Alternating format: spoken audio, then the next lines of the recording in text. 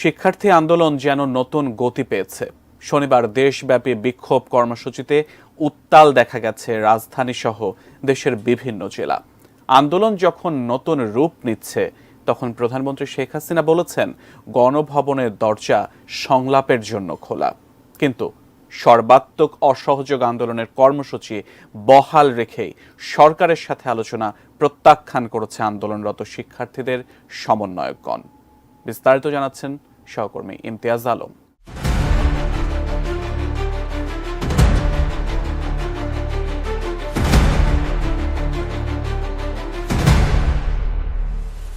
সরকারকে 7 দিনের আলটিমেটাম দিয়ে সারা দেশে বিক্ষোভ মিছিল ও সর্বাত্মক অসহযোগ আন্দোলন কর্মসূচি প্রত্যাহার সংক্রান্ত একটি বিবৃতি ঘুরছে সামাজিক যোগাযোগ মাধ্যমে।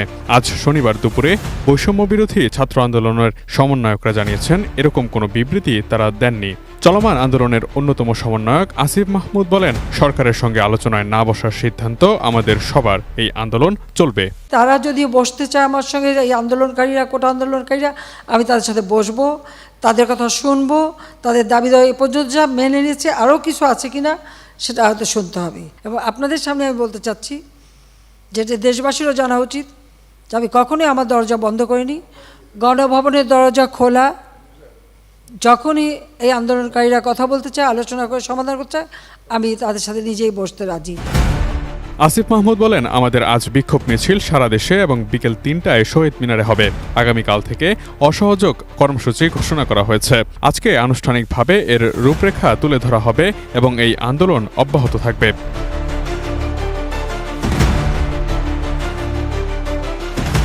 একই বক্তব্য বৈষম্য বিরোধী ছাত্র আন্দোলনের অন্যতম সমন্বয়ক নাহিদ ইসলামেরও। তিনি বলেছেন, সরকারের সঙ্গে আলোচনায় বসার কোনো পরিকল্পনা তাদের নেই। শনিবার দেশের প্রথম সারির একটি ইংরেজি জাতীয় দৈনিক পত্রিকাকে তিনি বলেন, যখন আমরা ডিবি হেফাজতে ছিলাম তখন প্রধানমন্ত্রীর সঙ্গে আলোচনায় বসার প্রস্তাব দেওয়া হয়েছিল, কিন্তু আমরা এই প্রস্তাবের প্রতিবাদে ডিবি হেফাজতে অনশন করেছিলাম।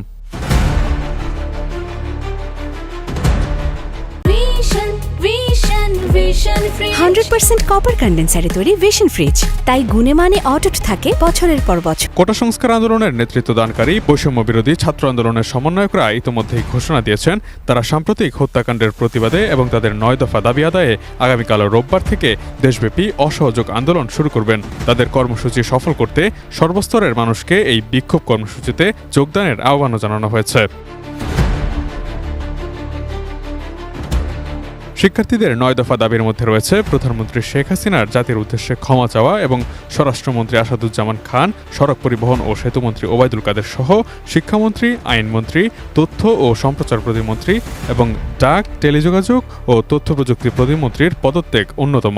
এছাড়াও ছাত্র রাজনীতি নিষিদ্ধ করে ছাত্র সংসদ গতিশীল করার দাবিও রয়েছে 9 দফায়। এদিকে সন্তানদের পাশে দাঁড়াতে রাজপথে নেমেছেন অভিভাবকরাও। 3 আগস্ট শনিবার সকালে রাজধানীর শাহবাগে সন্তানের পাশে অভিভাবক ব্যানারে মৃত্যু এত সহজ কেন, অধিকার চাইলে আমাদের সন্তানকে হত্যা করা হবে কেন, এই প্রতিবাদে অভিভাবকদের সমাবেশ থেকে আগামীতে যে কর্মসূচি দেওয়া হয়েছে সেগুলোতে সন্তানদের পাশে দাঁড়াতে অভিভাবকদেরও আহ্বান জানানো হয়।